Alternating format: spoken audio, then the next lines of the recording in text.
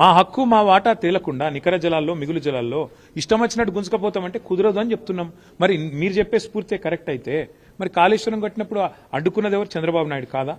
ఉత్తరాలు రాసింది ఎవరు? ఇదే ఆదిత్యనాథ్ దాస్ కాదా? ఉత్తరాలు రాసి కేంద్ర ప్రభుత్వంలో మీ పలుకుబడిని ఉపయోగించి మా ప్రాజెక్టులను అడ్డుకునే ప్రయత్నం చేయలేదా? మేము అడ్డుకుంటలేం. మేమేమంటున్నాం? ఇవాళ స్పష్టంగా మా వాటా తెలుసండి.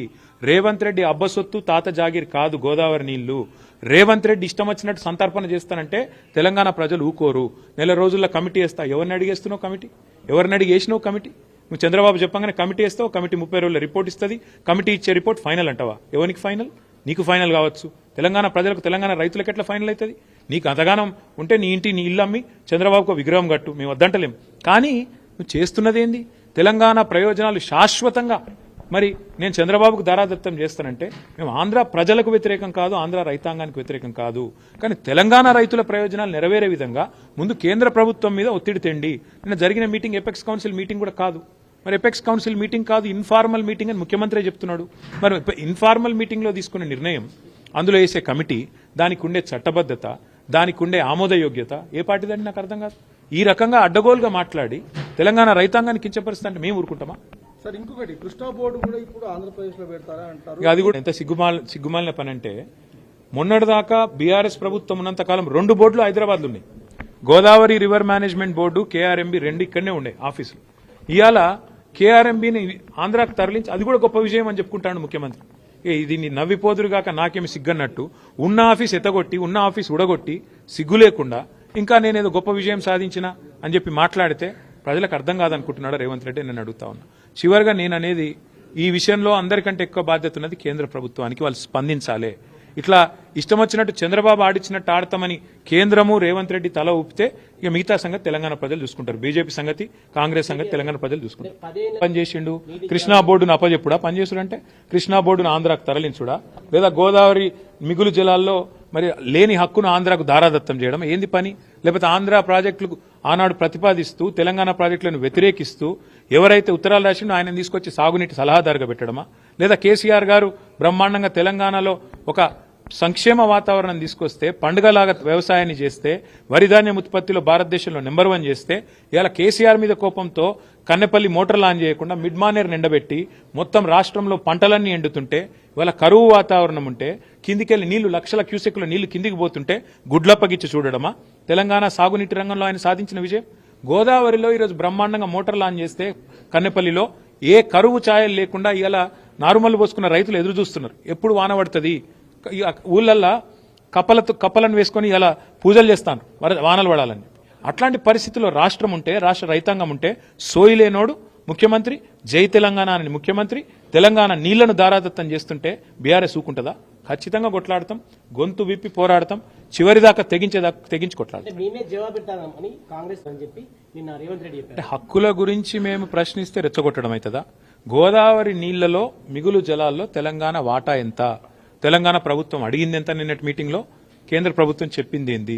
ఏది తేలకుండానే 30 రోజుల్లో కమిటీ వేస్తా, కమిటీ రిపోర్ట్ ఇచ్చి తెలంగాణ ప్రాజెక్టులేమో దశాబ్దాల పాటు, 1 కాదు 2 కాదు, దశాబ్దాల పాటు అంతర్రాష్ట్ర వివాదాల పేరిట ఇంతకుముందు సోదరుడు చెప్పిన ఇచ్చంపల్లి గాని, దేవాదుల గాని, ఇంకా తొమ్మిడిహట్టి గాని, ఇంకోటి గాని, ఇవన్నీ కూడా అంతర్రాష్ట్ర వివాదాల పేరిట దశాబ్దాలు నలిగినా రేవంత్ రెడ్డి కాంగ్రెస్ కి చీమగుట్టినట్టు అనిపించేది. కానీ చంద్రబాబు అడగంగానే 30 రోజుల్లో రిపోర్ట్ రావాలి, 31వ రోజు గోదావరి జలాలు కింది కురకాలి, పొంగి పొరలాలి, తెలంగాణ మాత్రం ఎండాలి. ఇదా నీతి. అందుకే మేము అంటున్నాం, ఎవడు అబ్బసొత్తని ఇస్తావు నువ్వు గోదావరి జలాల మీద హక్కు? ఎవడు చెప్పిండు నీకు 30 రోజుల కమిటీ ఒప్పుకోమని? ఆ కమిటీ జనరల్ ఏ కమిటీ అయినా, ఆఫీసర్స్ కమిటీ కానీ, ఎక్స్పర్ట్స్ కమిటీ కానీ, it is merely advisory in nature. వాళ్ళు చెప్పేది ఏది కూడా అల్టిమేట్ గా ప్రభుత్వం మళ్ళీ చర్చ పెట్టి అసెంబ్లీలో, కేబినెట్ లో, ప్రజా సమక్షంలో అవసరమైతే అఖిలపక్షం పెట్టి ఒప్పించి మెప్పించి మన హక్కుల గురించి ఏం చేస్తున్నామో తెలంగాణ ప్రజలకు చెప్పి పారదర్శకంగా ఆ తర్వాత జెండా ఊపాలి. సిగ్గు శరం ఉంటే రేవంత్ రెడ్డికి, ఏమన్నా సిగ్గు ఇజ్జత్ మానం ఉంటే, నిన్న ఏమన్నాడండి ఆంధ్ర ఇరిగేషన్ మినిస్టర్ రామానాయుడు గారు అనుకుంటా ఆయన పేరు, బయటకు వచ్చి ఏం చెప్పిండు? ఇలా ఆంధ్రప్రదేశ్ ఎడిషన్ లో పేపర్లు ఏం రాసినాయి? చంద్రబాబు నాయుడు గారు ఏం చెప్పారు? సాక్షి తీయండి, ఈనాడు తీయండి, ఆంధ్రజ్యోతి తీయండి, ఆంధ్ర ఎడిషన్ చూడండి. స్పష్టంగా చెప్పిండు చంద్రబాబు నాయుడు గారు. మీటింగ్ పెట్టిందే బనకచెర్ల కోసం. ఎజెండా నెంబర్ 1 బనకచెర్ల కాదంటాడా రేవంత్ రెడ్డి? అజెండా ఐటమ్ చూపెట్టమంటారా? ఇప్పుడు నెంబర్ 1 ఐటమే బనకచెర్ల. లేదని బుకాయించడం ముఖ్యమంత్రికి తగునా? నిమ్మల రామానాయుడు గారు బయటకు వచ్చి చెప్పినారు, ఆంధ్ర ఇరిగేషన్ మంత్రి గారు, మేము అడిగినాం బనకచెర్ల గురించి, రేవంత్ రెడ్డి ఒప్పుకున్నాడు, కమిటీ వేసినాం, 30 రోజుల్లో ఓడిచిపోతుంది. 31వ రోజు మా శిష్యుడే కాబట్టి ఆడిచ్చినట్టు ఆడతాడు, ఆయన జుట్టు మా చేతులుంది, ఓటుకు నోటు కేసు ఇంకా ఉన్నది, కాబట్టి ఏమన్నా చేస్తాం అని ఫుట్బాల్ ఆడుతున్నారు. చంద్రబాబు కోవట్ను పెట్టుకుని ఇలా తెలంగాణ ప్రజల ప్రయోజనాలు, తెలంగాణ రైతుల ప్రయోజనాల పట్ల శాశ్వతంగా విద్రోహం చేసే ప్రయత్నం చేస్తున్నారు. అర్థం కాదు ఏముంది ఇలా. నిజం చెప్తున్నారు మీరు అనుకుంటుర్రా పొరపాటున? రేవంత్ రెడ్డికి శాపం ఉన్నది, నిజం చెప్తే తల 1000 ముక్కలు అవుతుందట. ఎన్ని నిజాలు చెప్పిండండి రేవంత్ రెడ్డి, యాద్ చేసుకోండి మీరు. రుణమాఫీ చేస్తా అన్నాడు December 9, అయిపోయిందా రుణమాఫీ? 2500 ఇస్తా అన్నాడు, మహిళలకు ఇచ్చేసిండా? 6 గ్యారెంటీలు అమలైనాయా? 4000 పెన్షన్లు అయిపోయినాయా? సోనియమ్మ పంపుతుందన్నాడు తులం బంగారం వచ్చిందా? స్కూటీలు వచ్చినాయా? ఏదొచ్చింది ఒకటి చెప్పండి నాకు.